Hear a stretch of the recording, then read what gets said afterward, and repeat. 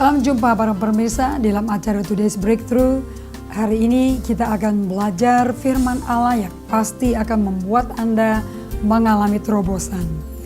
Sebelum kita masuk dalam pelajaran ini, saya mengundang Anda semua untuk bisa mengambil Alkitabnya, mengambil catatannya, dan jangan lupa Anda bisa bergabung dengan Facebook kami dan Twitter, sehingga semua pelajaran-pelajaran ini Anda bisa langsung tweet dan Anda bisa bagikan ke teman-teman Anda dan Anda berkata, ini pelajaran yang harus ada, dimengerti setiap orang percaya. Apalagi kalau Anda ada di dalam pemerintahan gereja.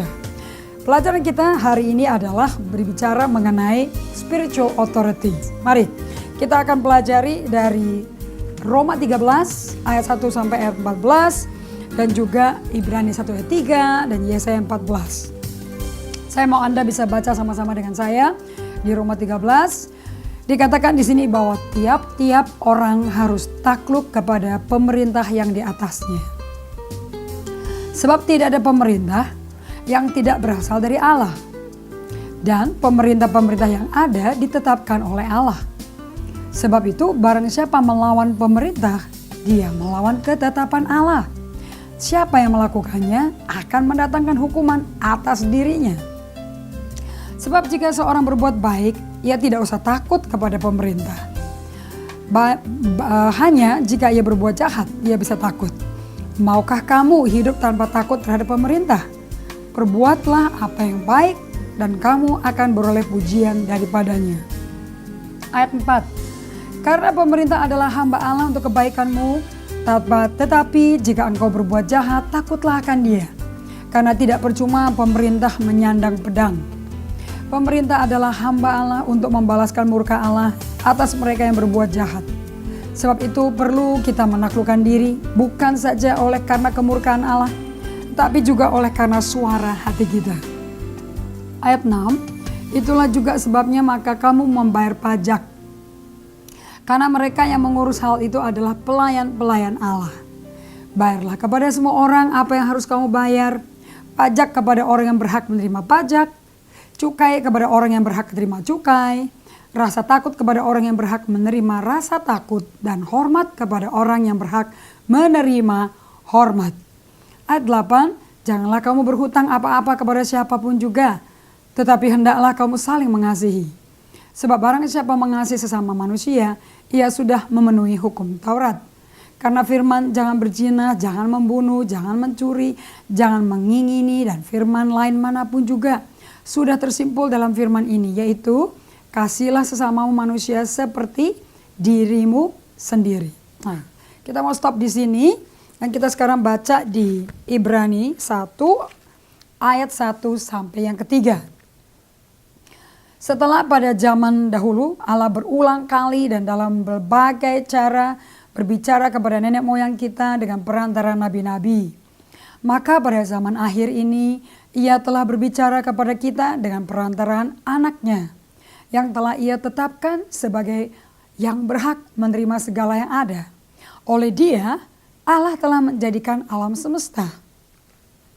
Ia adalah cahaya kemuliaan Allah dan gambar wujud Allah dan menopang segala yang ada dengan firman-Nya yang penuh kekuasaan. Dan setelah ia selesai mengadakan penyucian dosa, ia duduk di sebelah kanan yang maha besar, di tempat yang tinggi, jauh lebih tinggi, ayat 4, daripada malaikat-malaikat, sama seperti nama yang dikaruniakan kepadanya jauh lebih indah daripada nama mereka. Saya mau fokus kepada dua pasal dari Roma 13 ayat 1 sampai 8 dan Ibrani 1 ayat 1 sampai 3. Di Ibrani pasal 1 ayat 1 sampai 3 Anda pelajari baik-baik di Alkitab Anda bahwa dari zaman dahulu berulang kali dan dalam berbagai cara Allah tuh berbicara kepada nenek moyang kita dengan perantara nabi-nabinya. Tapi sekarang dia bicara langsung kepada kita dengan perantaraan anaknya yang telah Allah tetapkan sebagai yang berhak menerima segala yang ada. Oleh dia Allah telah menjadikan alam semesta. Jadi saudara, siapa yang menciptakan alam semesta? Siapa yang taruh bintang, bulan, matahari, dan setel matahari terbit jam berapa, terbenam jam berapa? Anda tahu nggak? Ini clocknya ini sama semua. Dari negara ke negara, benua ke benua. 12 jam. matahari bersinar, kemudian terbenam, muncul bulan. Tapi di sisi lain, matahari bersinar di tempat lain. Tapi siapa yang menciptakan ini semua dan yang mengatur tatanannya seperti ini? Allah. Dan Allah bekerja melalui Yesus. Nah, di ayat 3 Anda perhatikan baik-baik.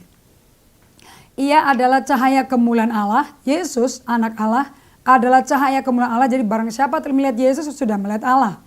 Dan dia gambar wujud Allah. Dan perhatikan baik-baik kata-kata ini. Rasul Paulus menulis dan menopang segala yang ada dengan firman-Nya yang penuh kekuasaan. Firman-Nya penuh kekuasaan. Kalau di bahasa Inggrisnya, and he uphold everything with the word of his authority. Jadi hari ini Anda akan belajar bahwa apapun yang ada di bumi ini, di alam semesta, itu turunnya dari tahta Allah. Karena dikatakan Allah tetapkan. Yesus yang berhak menerima segala yang ada. Berarti segala yang ada termasuk kita semua.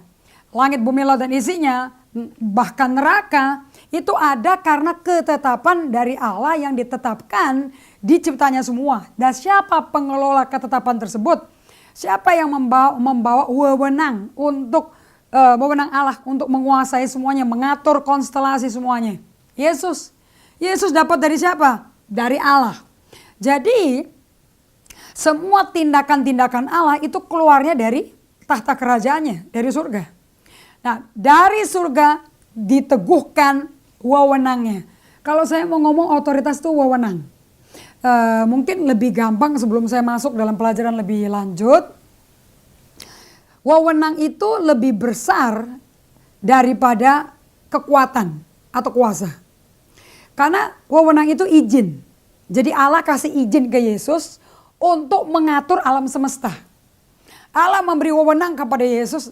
Nah, Anda tidak bisa memiliki wewenang sampai ada atasan yang kasih kewenangan. Berarti yang paling atas yang paling berwenang. Makanya Allah adalah wewenang.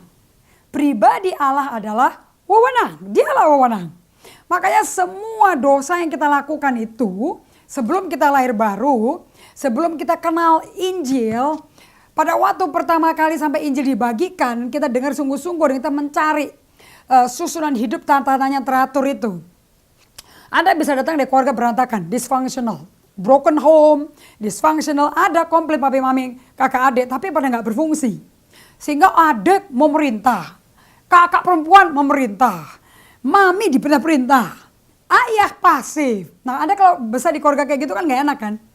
Padahal institusi pertama yang Allah ciptakan di bumi bukan organisasi denominasi gereja loh. Tetapi pernikahan, tetapi keluarga. Coba Anda lihat di Kejadian 1 ayat 26 sampai 28. Allah berfirman ya. Berfirmanlah Allah, baiklah kita menjadikan manusia menurut gambar dan rupa kita. Supaya mereka berkuasa atas ikan-ikan di laut. Dan burung-burung di udara, dan atas ternak dan atas seluruh bumi, dan atas segala binatang melata yang merayap di bumi. Jadi manusia itu diciptakan serupa gambar Allah. Berarti kalau Allah berotoritas atau Allah adalah otoritas, ya ciptaan manusianya yang serupa dengan dia ya juga makhluk berotoritas. Oke, Anda bisa buktikan dong di Kejadian 3, Adam berjalan-jalan dengan Allah di hari yang sejuk. Oke lah, kita mundur dikit lah. Adam berjalan-jalan di Taman Eden. Kemudian Allah kasih izin. Kasih nama dong hewan-hewan ini. Kasih nama dong burung-burung di udara. Binatang melata. Dan Adam kasih nama loh. Dan Allah melihat, wow hebat gitu. Dan sampai hari ini tuh nama nggak bisa berubah. Tuhan nggak ngerubah. Di situ Adam mengeksersis, melatih, memakai wewenang yang ada di Allah yang dikasih ke dia. Nah, karena si Adam dan istrinya dikasih wewenang, berarti kewenangan dia terima dari mana? Dari bos kan? Otoritas tertinggi, wewenang tertinggi, Allah. Nah, makanya Adam mesti tunduk kepada Allah. Karena dia diciptakan dan menerima wewenang, seporsi wewenang dari Allah. Saya ingat ini, kata-kata saya seperti ini kayak nginget waktu Musa disuruh sama Allah, waktu Musa sudah mau mati. Allah berkata, pilih orang penggantimu yang bijaksana, yang dihormati. Pindahkan sebagian rohku yang ada di kamu ke dia. Roh Kudus adalah pribadi Allah sendiri loh. Jadi yang dipindahin Musa ke Yosua itu wewenang loh. Makanya si Yosua bisa menang memimpin orang Israel sampai tanah perjanjian, menghadapi Jericho, negara-negara yang kuat luar biasa, berbenteng, yang kerajaannya rapih tapi kerajaannya musuh, dan menang. Di Ai walaupun awalnya kalah tapi akhirnya menang. Sampai ada 7 bangsa lebih besar, lebih kuat daripada bangsa Israel. Suku Kanaan, suku Enak, suku Yebus, Feris, Het. Nah itu semua itu bisa dikalahkan loh. Bukan karena Yosua pinter perang saja. Pinter perang harus. Tapi dikatakan di Yosua 23 ayat 14 dan Yosua 23 ayat 1 sampai 4. Bahwa Yosua perhatikan hukum Allah. Dia pakai wewenang yang Allah berikan ke dia via Musa. Untuk mampu mentaati perintah Allah. Dan mengeksekusi perintah itu kepada rakyat Israel. Supaya mereka bisa masuk dan memiliki dan menguasai tanah perjanjian. Walaupun dalamnya ada penduduk. Nah kalau nggak ada musuh di tanah perjanjian. Buat apa dikasih wewenang? Tinggal lenggang-lenggang kangkuang aja. Tapi ini merebut dari pemerintahan musuh. Tapi musuhnya udah dibikin sama Tuhan kita, nggak berdaya. Nah si Yosua bisa ngambil tanah perjanjian. Itu tanah milik Allah loh. Ada penduduknya. Tapi Allah memberikan kepada orang Israel, aku berikan tanah terbaik. Cuman ada penduduk ilegal di situ. Singkirin. Aku kasih wewenangnya. Pakai itu wewenang. Tahu siapa kamu dalam Tuhan. Maka kamu akan singkirkan seperti aku nyingkirin sendiri. Luar biasa. Dari mana saya tahu kita anak Allah seperti Allah? Ini ada tertulis nih Kejadian 1:26. Lalu di Mazmur 82 dikonfirmasi. Kita berjalan-jalan di halaman suci ya. Saya tidak bikin doktrin pakai satu pasal, tapi saya lihat di Perjanjian Lama, dikenapi di Injil, dikenapi di suratan Rasul Paulus. Lihat Mazmur 82. Ini genapi Kejadian 1 ayat 26 nih. Allah berdiri dalam sidang ilahi. Di antara para Allah, ia menghakimi. Siapa yang bisa menghakimi kalau dia bukan hakim? Betul nggak? Buka Yakobus 4 ayat 11. Sekarang kita jelasin satu-satu supaya Anda yakin teguh Yesus abadi kepunyaan kita. Oke? Yakobus 4 ayat 11-12. Saudara-saudaraku. Jadi ini ngomong sesama saudara seiman ya. Janganlah kamu saling memfitnah. Pakai tanda seru. Jadi nada saya akan naik, bukan saya marah-marah loh. Barang siapa memfitnah saudaranya atau menghakiminya, ia mencela hukum dan menghakiminya. Dan jika engkau menghakimi hukum, maka engkau bukanlah penurut hukum, tetapi kamu hakimnya. Ayat 12. Hanya ada satu pembuat hukum dan hakim. Kalau Anda buka Alkitab saat ini, Anda lihat pembuat hukum tuh P-nya P besar, huruf besar. Itu artinya Tuhan loh. Dan hakim H besar, berarti itu Tuhan. Satu pembuat hukum, satu hakim. Yaitu dia yang berkuasa menyelamatkan dan membinasakan. Siapa dong yang berwenang menyelamatkan, membinasakan? Tentu wewenang Allah sendiri. Dan wewenang itu ada di Yesus. Tapi siapa sih kamu? Sehingga kamu kok mau menghakimi sesama manusia? Jadi yang berhak menghakimi di sidang Allah itu siapa? Allah. Karena dia wewenang, dia otoritas. Berapa lama lagi kamu menghakimi dengan lalim dan memihak kepada orang fasik? Selah, artinya tarik napas, renungkan. Relax. Siapa itu ya? Kalau manusia menghakimi, berarti manusia hakim. Padahal pembuat hukum cuma satu, hakim satu. Jadi ini manusia saling menghakimi. Tuhan hardik, kamu nih mau menghakimi kapan? Dan kamu kok memihak kepada orang fasik nih gimana sih? Tuhan tuh naik banding gitu loh. Ayat 3. Berilah keadilan, Allah berkata, kepada orang yang lemah dan kepada anak yatim. Belalah hak orang sengsara dan orang yang kekurangan.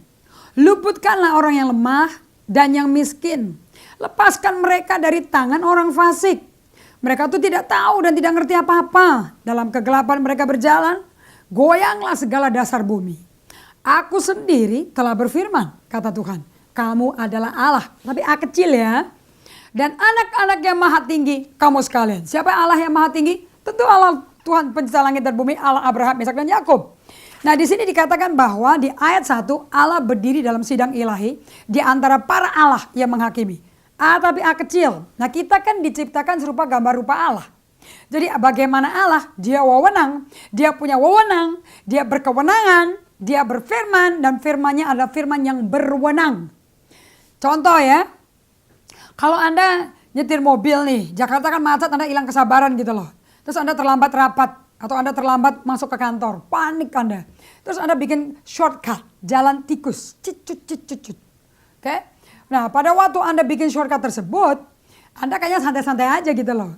Di ujung yang sana, Anda disambut sama perwira berbaju krem, topi putih bundar, dengan walkie-talkie, pistol di pinggang, dan langsung dia pakai baju yang ada Scotch-Light-nya, vest yang pakai Scotch-Light, dia lambai Anda dan berkata, ke pinggir. Anda nggak mungkin terus dong, Anda pasti ke pinggir. Kenapa? Karena dia wewenang di jalanan. Yang berkewenangan di jalanan, yang berhak untuk menghentikan atau merilis lalu lintas untuk jalan, cuma satu yang dikasih kewenangan. Siapa itu? Polisi. Lalu dia berdiri di samping tepi pintu mobil Anda, dia bilang turunin kaca jendela. Dia langsung nggak ngomong apa-apa, dia nggak silaturahmi, dia nggak ngomong apa kabar, shalom. Dia langsung berkata, SIM STNK. Anda nggak jawab loh. Emang kenapa? Nggak mungkin dong. Anda langsung ambil di dashboard Anda SIM STNK. Dia cek Anda pengemudi sah apa tidak. Dia cek mobilnya mobil milik Anda sah apa tidak. Kemudian dia tanya, Anda tahu toh Anda melanggar lalu lintas. Anda motong jalan. Melalui jalan-jalan yang dilarang Anda potong semuanya. Lalu Anda berkata, sorry Pak, aku terlambat. Aku nanti takut dipecat bos, aku udah terlambat. Nah sebagai orang yang berwenang melaksanakan hukum lalu lintas, dia nggak mau dengar pergumulan batin Anda. Dia penegak hukum supaya semua lalu lintas berjalan lancar dan sopan dan terhormat dan tidak ada kecelakaan. Apa yang orang itu lakukan bisa membuat kecelakaan terjadi. Nah, polisi berkata, Anda tahu Anda salah? Tahu Pak, saya minta maaf. Oke, ini ada tiket tilang. Anda bereskan besok di pengadilan dan Anda lunaskan semua tanggung jawab Anda konsekuensi melanggar hukum dan melanggar pembuat hukum dong. Betul apa tidak? Nah, Anda berkata, udah deh Pak, nggak usah deh Pak, aduh saya nggak ada waktu ke pengadilan. Ini deh Pak, saya kasih 500.000 deh, Bapak lewatin aja. Si polisi bisa terima 500.000 loh, nanti dia setor ke kas negara. Tapi itu tiket nggak diberi. Itu tiket lambang wewenang untuk menegakkan hukum. Nah sama kalau kita ketemu sama Tuhan, Anda gak bisa ngomong apa-apa. Langsung Anda ngaku dosa dan menangis, Anda merasa gak layak. Kenapa? Sebab dia wewenang.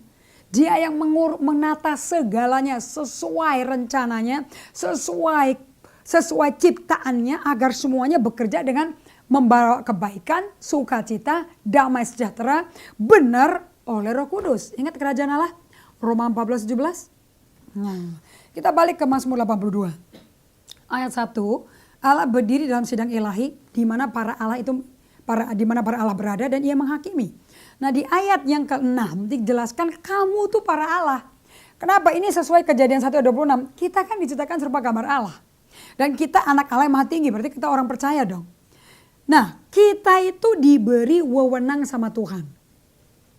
Kalau kita bertemu sama orang lemah, anak yatim, dan orang sengsara, dan orang yang kekurangan, kita pakai wewenang kita untuk menegakkan keadilan pada mereka. Kita diberi wewenang sama Tuhan untuk meluputkan yang lemah dan yang miskin dan lepaskan mereka dari tangan belenggu orang fasik yang menindas mereka. Nah, kita diberi wewenang sama Tuhan untuk berbuat baik, untuk berbelas kasihan.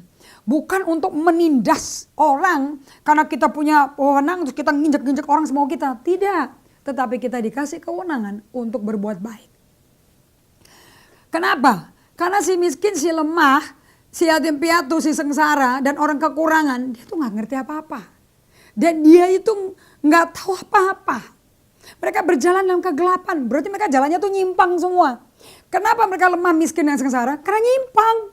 Karena di tangan orang fasik ditindas. Oleh sebab itu Allah berkata, kamu kan aku ciptakan serupa aku. Diberi wewenang. Seperti aku melatih otoritasku dengan aku pakai perkatakan firman. Kamu juga pakai dong. Kau perkatakan pada yang lemah, pada yang miskin. Kamu keluar dari kemiskinanmu, keluar dari sengsaramu. Sebab Tuhan telah menyediakan jalan baru. Jalan yang hidup. Di jalan itu kamu tidak akan berkekurangan. Kamu akan dapat damai sejahtera. Kamu akan dituntun kebenaran yang sebetulnya itu apa. Kamu akan hidup dalam keadilan. Keadilannya Allah. Nah, karena orang ini pada nyimpang semua. Dasar bumi itu goncang semua. Ini kan terjadi kan pada waktu Adam jatuh dalam dosa. Semua ciptaan miring, lepas dari aksisnya. Bumi lepas dari aksisnya loh. Yang tadinya indah melimpah sekarang kering, gersang, penuh belukar, kutuk, sengsara, depresi. Di Taman Eden pada waktu semuanya align, selaras dengan Tuhan, dengan kerajaan dan tahtanya, nggak ada kayak begitu kan. Siapa yang membuat bumi itu sampai geser dari aksisnya, dari dasarnya?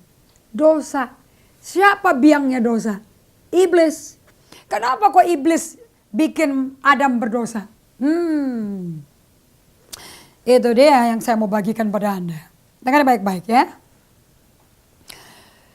Karena Tuhan itu adalah otoritas, wewenang. Maka musuh bebuyutannya Allah, si Lucifer, yang ditendang dari kawasan wewenangnya Tuhan.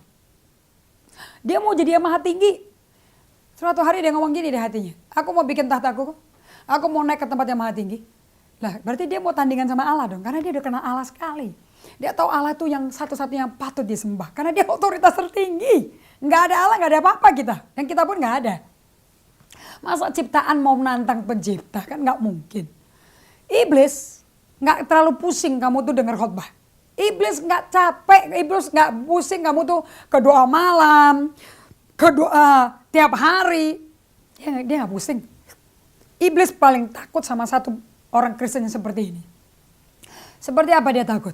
Tentunya tipenya Yosua, tipenya Daud, tipenya Yusuf. Orang Kristen, orang pengikut umatnya Allah Abraham, Ishak dan Yakub, yang tidak bisa digoyangkan, tidak bisa di move untuk tidak mentaati Tuhan. Kalau kita ngomong otoritas, kita ini ngomong ketaatan. Anda nggak perlu taat, nggak perlu tunduk kalau pribadi tersebut bukan wewenang. Oke? Jadi ada wewenang, ada yang diberi kewenangan, ada yang berwenang. Makanya Yesus waktu dia khotbah pertama kali dan Yohanes Pembaptis khotbah, dia khotbahnya apa? Bertobatlah sebab kerajaan Allah sudah dekat. Nah kalau yang disampaikan tuh kerajaan Allah, berarti kerajaan kan otoritas, wewenang. Ini bukan perkumpulan persekutuan doa nyanyi-nyanyi tiap hari. Ini adalah struktur mengerti Anda di bawah wewenang Allah. Jadi salvation itu sebetulnya apa sih? Upaya Tuhan untuk mengembalikan umat Tuhan yang sudah buta, sengsara, nyimpang, nggak ngerti apa-apa, nggak tahu apa-apa kalau dia tuh udah nyimpang. Kembali kepada tracknya Tuhan. Di mana Allah empunya langit dan bumi, Allah Abraham, Ishak dan Yakub kembali menjadi wewenang nomor 1. Nah, kalau Anda ngelawan kuasa Tuhan, nggak apa-apa. Anda bertobat mengaku dosa Anda diampuni. Anda melawan Allah, melawan wewenang. Wewenang sama dengan Allah. Anda nyerang Allah sendiri. Siapa yang mau bela Anda? Itu yang iblis utek sibuk tiap hari sama kita. Supaya kita ngelawan otoritas. Oke? Nah contoh ya sebelum saya mengakhiri ini ya. Satu-satunya otoritas di semua seantero langit bumi laut dan isinya dan neraka dan surga adalah Allah. Oke? Kerajaannya sudah diteguhkan. Mazmur 119 katakan. Setan bikin Anda kepahitan, kecewa sama hidup ini. Karena orang tua tidak berfungsi, karena Anda tidak mendapat proteksi, mendapat dukungan, afirmasi dari keluarga Anda. Anda kecewa. Lihat orang tua bohong. Lihat orang tua nggak melakukan tindakan yang layaknya orang tua mesti lakukan. Apalagi orang Kristen orang tuanya. Nah Anda mendengar firman berkata di Efesus 6, hormatilah orang tuamu. Yang kedua, taatilah ayah ibumu di dalam Tuhan. Orang tua tuh anybody yang older.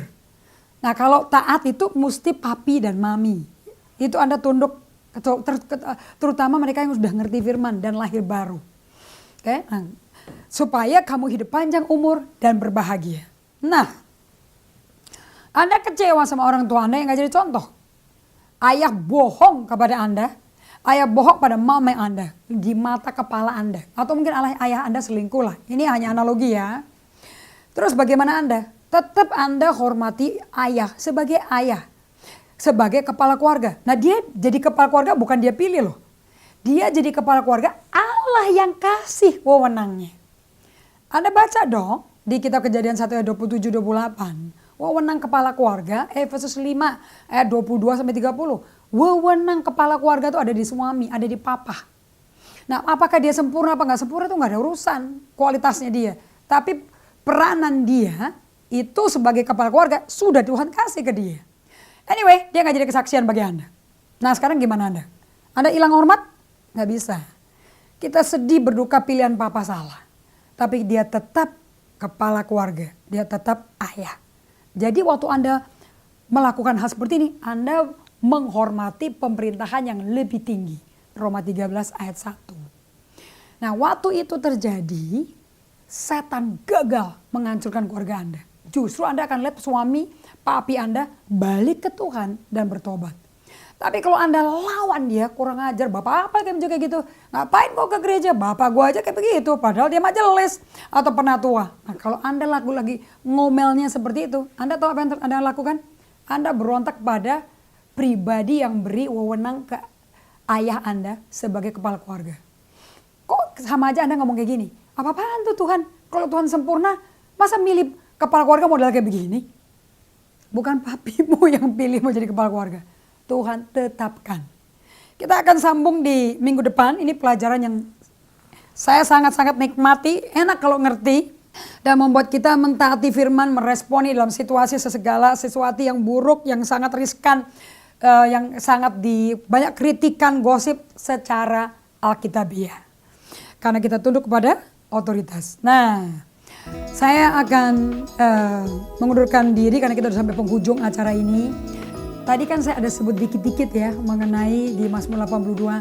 Kita tuh diberi wewenang sama Tuhan untuk menegakkan keadilan kepada yang miskin, yang lemah, yang sengsara, yang yatim piatu. Nah, saya mengeksersis ini di jemaat kami.